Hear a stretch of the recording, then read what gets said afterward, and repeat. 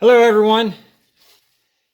I wanted to show you some wiring real quick. This is the second time I've run into this. And this is the main feed wiring in a belt grinder I just got, but I also ran into it on my clawsing mill. And I don't know if there was a problem with one company or if a lot of wiring from that era, which would be 1960s. This says neoprene. Not sure what it is.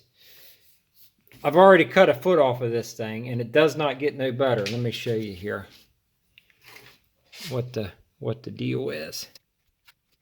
Now, mind you, this is over a foot down in there. So it's not something that's just happening on the end. It's happening throughout the whole wire. So if you got any power cords going to your machinery, I would check them before you get a short. What's going on is, let me get the stringers out of the way here. This wire is junk.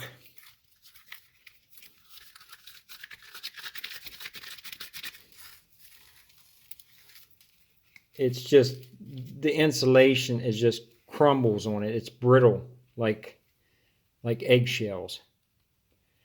So if you got any of these power cords powering machine, I would advise you check them and make sure they're not in this shape, because this is obviously junk. So I'm gonna have to get another cord now. I was hoping to plug this thing and try it.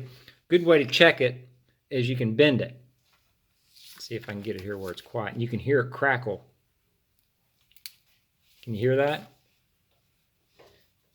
Get you. I'm out of slack on my machine here. Let me move you over here a little bit.